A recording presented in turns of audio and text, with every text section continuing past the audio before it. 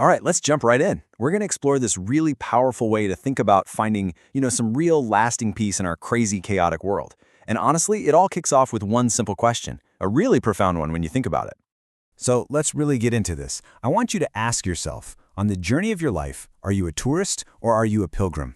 Just think about that for a second. As you go through your day, your week, your entire life, are you just kind of sightseeing or are you actually on a mission?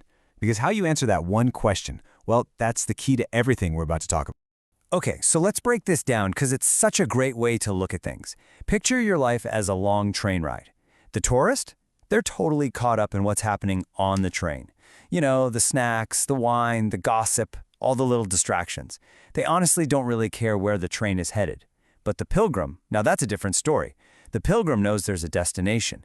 They're patient when the train stops because they get that the journey isn't about the snacks. It's about getting somewhere meaningful. Right. So what is this destination that the pilgrim is so laser-focused on? It's a state of being, something called awakening. And we're not talking about a temporary good mood here. This is about a deep, lasting peace. And for the pilgrim, getting there isn't just a casual hobby. It's a deep, burning desire.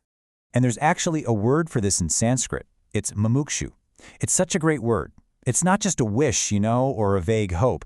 It's like this intense, steady fire inside you that's constantly pushing you toward real freedom, toward awakening. You could say it's the engine that powers the whole journey. Now, we've got to be super clear here. When we say burning desire, your mind might jump to, obsession. A burning desire for food that can lead to binge eating. A burning desire for money, total addiction. But mumukshu, it's a totally different beast. It's not about wanting something external. It's this quiet but incredibly fierce drive for something internal, for clarity, for freedom. It's not about getting more stuff. And this is where it all clicks into place. Once that desire for awakening really grabs you, your whole perspective just shifts. It's not that you can't enjoy the good things in life anymore. Success, relationships, a nice meal, you absolutely can. But they're no longer the point. They become the scenery passing by the train window. Beautiful for sure, but they're not the destination. Okay, I know what you might be thinking. This all sounds a little abstract, right? A little up in the clouds. So how does a pilgrim actually navigate the real world, day in and day out? Let's get practical and see how this mindset actually plays out. So, check out this story about a guy named Dennis. It's a perfect example. He agrees to help his friend install a heater. Dennis does all his work, but his friend, well, he kind of flakes. Now, the old Dennis would have been absolutely furious. His ego would have gone nuts. But this time, he saw it differently. He realized that getting angry would just inflate his ego, but actually finishing the job himself, that would help dissolve his ego. So he just did it. That's what true service is. It's any action that makes the ego smaller, not bigger. And here's another one, about a woman named Barbara. Her son and grandson are on a road trip, and the weather is just awful. Now, in the past, she would have spent the entire weekend just sick with worry. But this time, she stopped and thought about it. She realized, you know what? There is absolutely nothing I can do about this outcome. She had zero control. So she asked herself the big question, why should I choose to be miserable? And boom, she just let it go. She actively chose peace instead of anxiety. So what's the common thread here? It's pretty powerful. Both Dennis and Barbara let go of their ego's need to be right or to be in control. I mean, think about how often we get stuck there, right? We're demanding an apology, we need someone to admit we were right, but real peace, true inner calm, only starts when we can drop that need. That's what clears out all the mental noise and stops those endless fights we have in our own heads. Now, this kind of mental shift, it doesn't just happen magically. You don't just wake up one day with a tiny ego, no way. Just like an athlete has to train their body, a pilgrim has to train their mind. So let's look at the inner workout. You need to build that focus for the journey.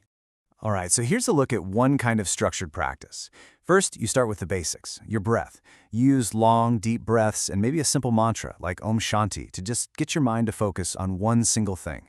Then you move into visualization, picturing something simple like a triangle to give your mind another job to do.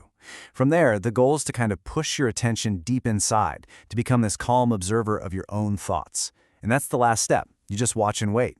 You see thoughts or images pop up, but you don't grab onto them. You just let them pass by, waiting for a deeper kind of insight to bubble up. So at the end of the day, all of this, it boils down to a choice, a really fundamental decision you have to make for yourself. Are you going to be a tourist, just visiting this path now and then? Or are you going to be a pilgrim, Are you going to make this journey your actual life? So what does that actually look like in practice? Well, first, it's knowing that tiny daily habits can lead to massive breakthroughs. Seriously, something as small as just noticing your mood when you're stuck in traffic, that's the work. It's also about realizing you have to practice right in the middle of all the chaos, not when things are perfect. And finally, it's about making that choice every single day to be a seeker, a pilgrim, not just a tourist who's along for the ride. And this might be the most important piece of advice in this whole thing.